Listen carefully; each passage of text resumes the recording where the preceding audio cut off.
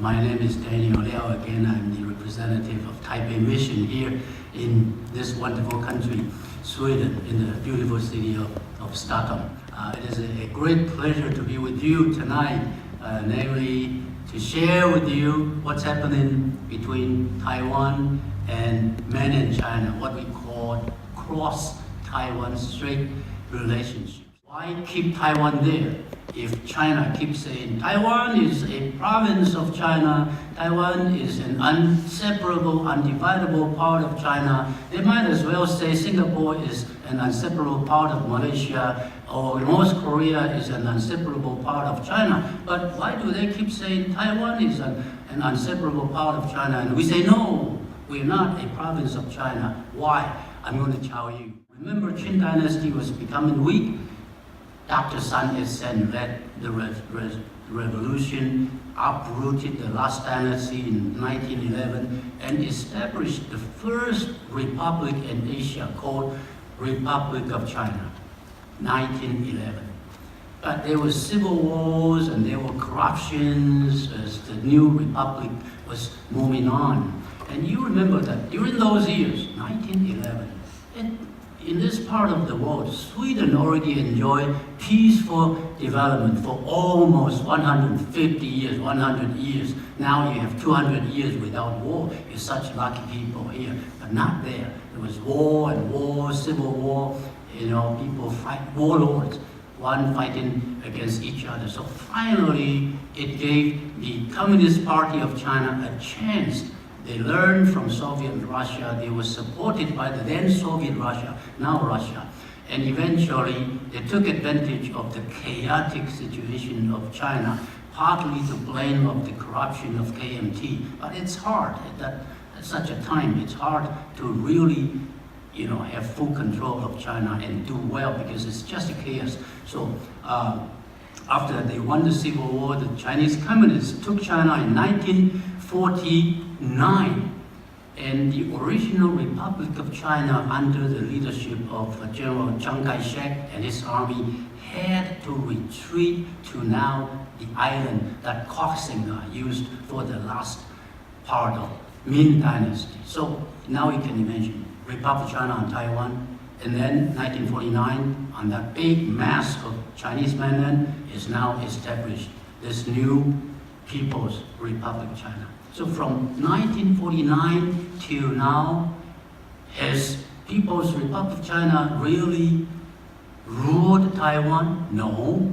Have the people of Taiwan ever paid a cent of tax to People's Republic of China? No.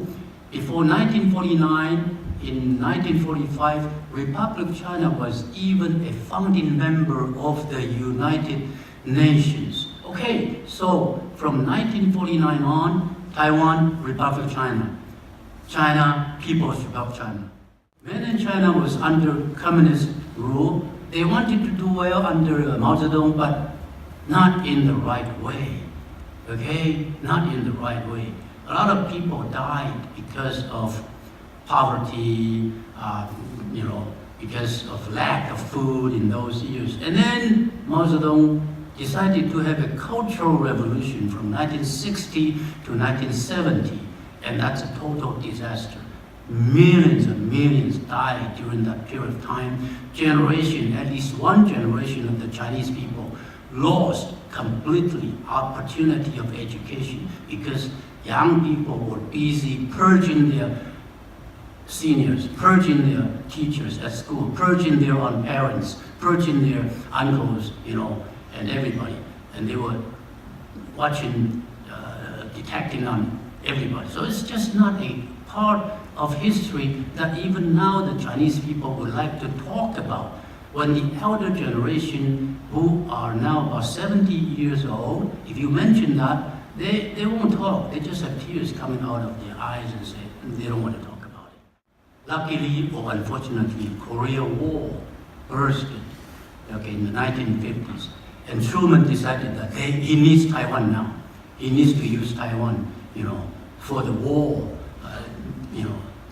between North Korea and South Korea, the Korean War. So, in history, in the past 1950s to 70 years of history, when Taiwan was always at the time of disappearing into the Pacific Ocean, something funny, I wouldn't say stupid or sad, something funny happens in China, and that will keep Taiwan going on for a while.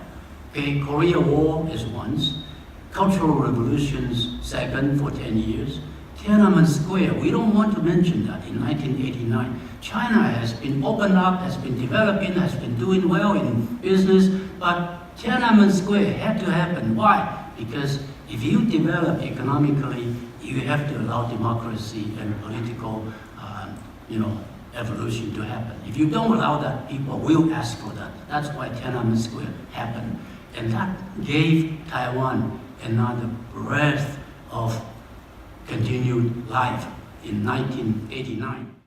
While Mao Zedong was carrying on Cultural Revolution, Taiwan was carrying on education, education, education. And thanks to the help from United Nations before 1971 and the United States of America after 1971, because that's the year we lost the United Nations seat to People's Republic of China. Before that, we were a member of UN. We enjoy all the incentives, all the scholarships, all the opportunities for all kinds of aid from the United Nations, but no more since 1971. After that, the United States still had diplomatic ties with Taiwan until 1978, and they kept helping us. So we were able to emphasize education, develop from agriculture to light industry to high-tech industry to a very indispensable high-tech road of the road along the 75-kilometer stretch of the first freeway of Taiwan, the Zhongshan Freeway. From Taipei to Hsinchu are hundreds of IT companies that if they stop operation for even one day, companies like Microsoft, Intel, the big companies in the West would suffer because they have to rely on the manufacturing of those IT companies in Taiwan. That's just to name one importance, one significance of why Taiwan mattered. Hundreds and thousands of companies from Taiwan went to China after 1987 to help China develop economy. Even now, as I mentioned, between the trade war between China and USA, a lot of the trade balance earned by China from USA are created and helped by Taiwanese investors. So there is a, I call, love-hate relationship between Taiwan and China. Today, if you are a citizen of Taiwan, if you hold a passport of Taiwan, you want to even go into the United Nations building to visit, you cannot go in there because China does not want you there. You have to have a Chinese passport, which is funny. And for WHO, they say, well, Taiwan cannot participate in WHO activities because it's not a member of UN. But WHO says medical and health matters is universal, and there should be no loophole in health matters. Taiwan now is the biggest loophole in this international health network.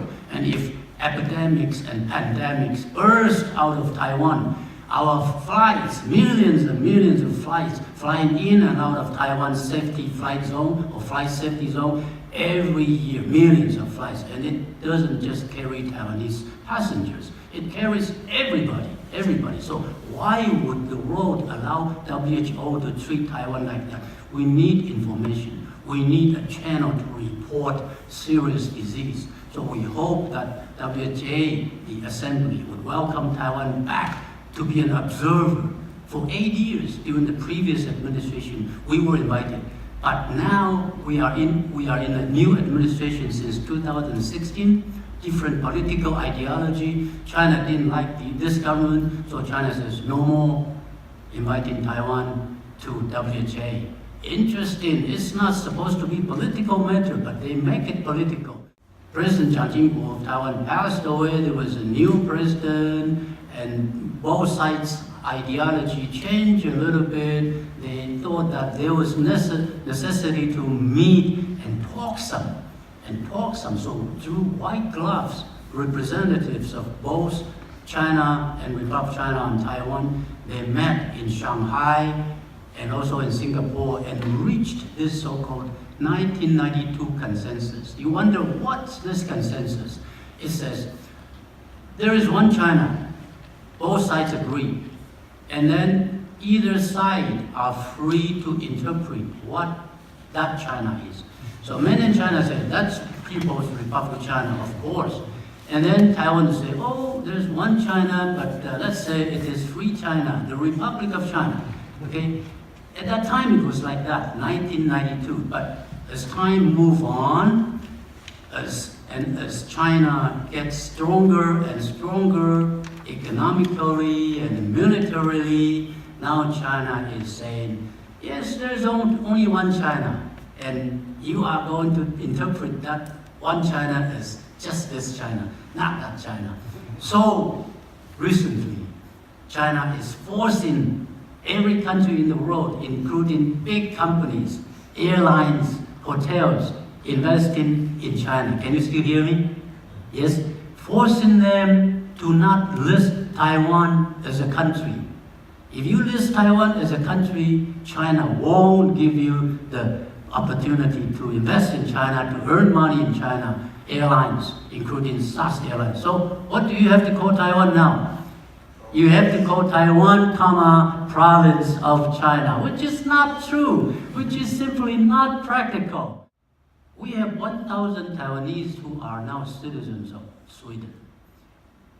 If you protect even Minhai Gui Minhai, a Hong Kongese Swedish, just because he was arrested unreasonably, you protect him because he is a Swedish citizen.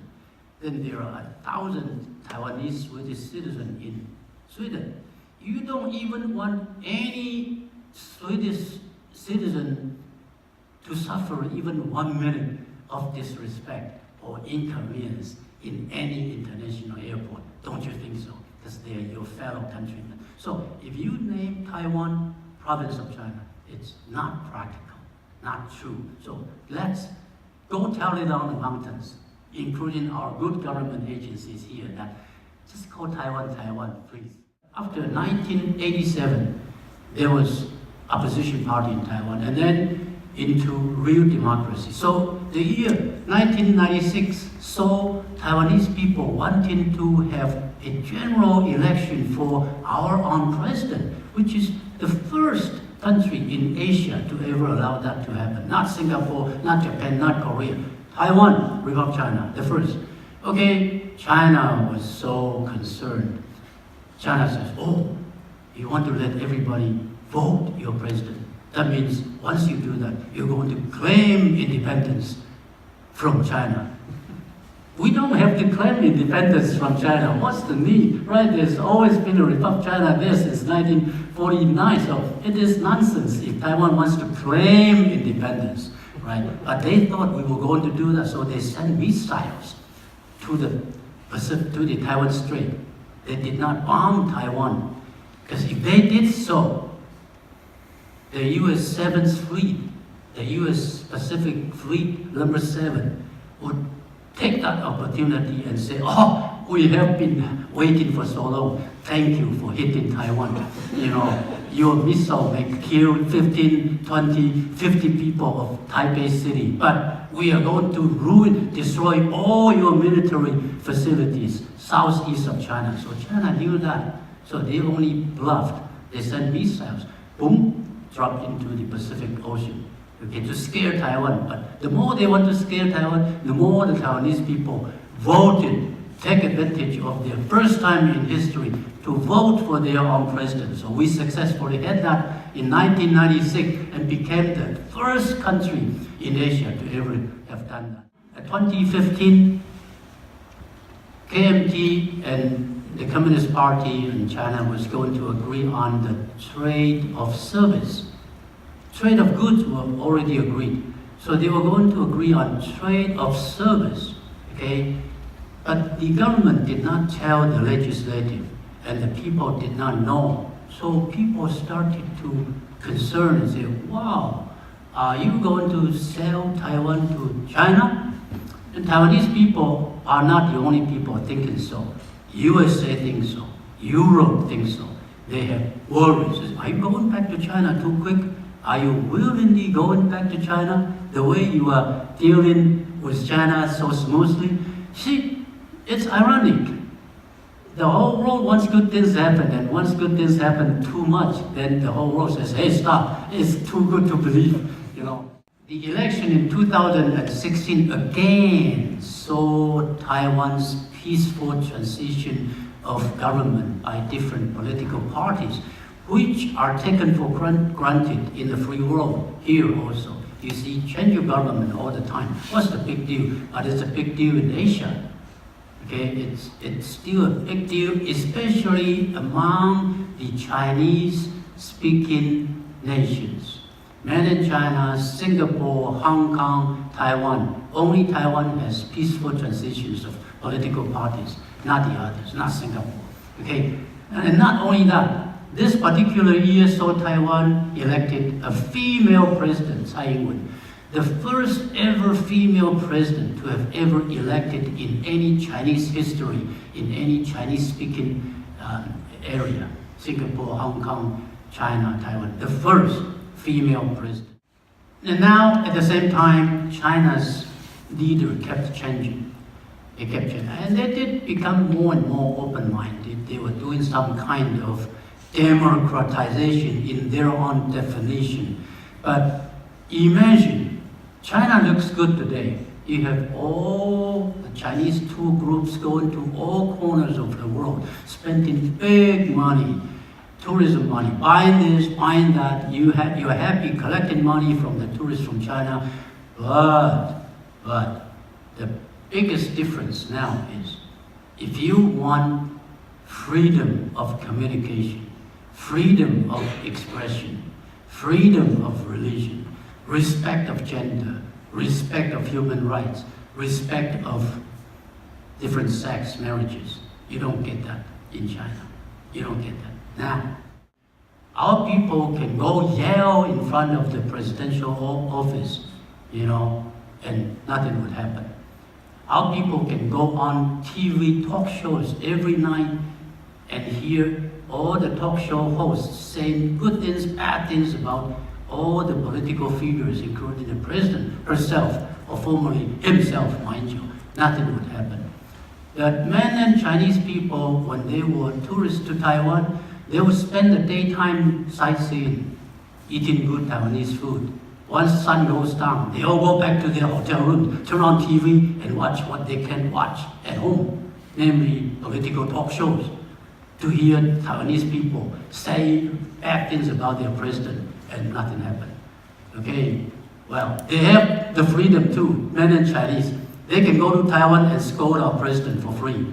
Okay, I'm just kidding. But then, that kind of universal value that we take for granted as there is not being enjoyed by the people of China, our good civilians, good friends, the civilians of China. And it's a pity, it's really a pity. The reason why we help, the whole world help China develop economically and trade. We help them make such big money. They're going to be the #1 power in the world in maybe 5 years to 10 years. Watch out, they don't have our universal value. So in Taiwanese, we have a term that says, that guy is so poor that he only has money. In the beginning, I could not understand why people say so. That guy is so poor, he only has money. What does that mean? China. China has all the money in the world, but no freedom, no respect, no human rights. We need help. The Chinese government never say, you cannot go to Taiwan. They never tell their citizens that. But they say, we are out of applications. Funny, in big cities of China, if you want to visit Taiwan, you need to apply. Big cities only. Small cities, no way. Even from a small village, you don't get to visit Taiwan. You're not up to par yet. Maybe the government, is doing that out of kind concerns. You're gonna lose face with China, so don't go to Taiwan. But big city citizens, you're more advanced, you can go, but you have to apply. Okay, so they used to let them apply, that's why there were millions of them going to China. But now they say, no, no, no, we run out of applications. But there are piles and piles of applications in the mayor's office. But they say, no, no more applications. That's why the tourist number cut down, okay? Why Taiwan matters? Why? I told you, in terms of high-tech and IT, Taiwan is significant. This road relies heavily on Taiwan's manufacturing power of IT products. You know, Volvo is a great car company, although it's owned by Chinese capital now. It's still made by Volvo. Okay, but there is some other big car companies. To name one, and everybody seems to have one, Tesla, right? Okay, and then the other, BMW. Tesla and BMW's electric cars, braking, bearing, and axle can only be made by one company in Taiwan, no other country's company. And the steel comes from Taiwan's, ironically, China Steel Mill. In Taiwan, we name it China Steel Mill. Only the steel from China Steel Mill is used by this company, all automatic, 36 robots doing the axles for BMW and Tesla from Taiwan. Okay? Taiwan's young people win on online gaming. You know online gaming, right? It's a $1 billion business now. And if a student group wins online gaming international, you can win hundreds of thousands of US award, right? So it's very big. Taiwan's team win not once, twice international online gaming. And it doesn't happen overnight. It takes a lot of supporting industry. French people are very snobbish about making French bread, right? Don't you think so? They don't even allow you to speak English in France, right? Right? But the Taiwanese young bread bakers win in Paris. International bakers competition, the best bread baker from Taiwan. Not once, but twice. Well, it doesn't happen overnight. It takes years and years of open mind education, such as here, innovation, creative thinking, right? Don't you think so? That's what is happening in Taiwan. Okay, things like this that put Taiwan number one here, number one there, number one there. Taiwanese team just won 19 gold in the World Inventors competition in nowhere else but Moscow, Russia. Interesting. And our young people win the number one conductors competition in Russia. Silver medal, gold medal, absent. So silver medal becomes number one. Taiwanese young conductor won that. Okay, all right, all these. And the economic achievement by Taiwan. Okay, trade, health. You say, you are out of United Nations, you are out of WHO. You are supposed to be very lousy in terms of medical and health, right? You don't have all the information from World Health Organization. You're supposed to get polio. You're supposed to get malaria. You're supposed to be helpless. Taiwan, right? But no, we are the first country in the world, in Asia, to eradicate polio, 1969. We are, with the help of the United Nations and USA, we help African countries fight malaria. We help African countries. Swaziland is the worst country in the world when it comes to AIDS. We help them fight AIDS. How can we do that? Because we are world's number one or number two. If Sweden is number one, we are number two. We're willing to be number two if Sweden is number one. So we are number one or number two medical and health quality country. You have a good universal insurance, medical insurance system. We do too. Yours protect doctors, nurses, and medical resources so nobody can take advantage or abuse your medical resources. Ours is on the contrary. We protect patients. We don't protect doctors. Doctors work like blood laborers. We have doctors here. Okay, anybody, if they sneeze twice, they can go see a doctor right away. If they don't see a doctor right away, maybe they'll go call the president. I'm just kidding. Maybe call at least a member of parliament, okay? Yeah, although you're a member of parliament here cannot do it, they can do it in Taiwan. They can get a hospital bed for the patient, you know, they can do this, they can do that. That's our system, but both systems seem to be working very well. USA actually calls Taiwan a very trustworthy partner. Okay, we partner with USA in fighting ISIS. We don't send soldiers, we send goods, we send tents, we send foods for the refugees, we send doctors, humanitarian helps, you know, join with Western countries in fighting ISIS. And it's things, humanitarian helps like that, that makes Taiwan significant to the Western world too.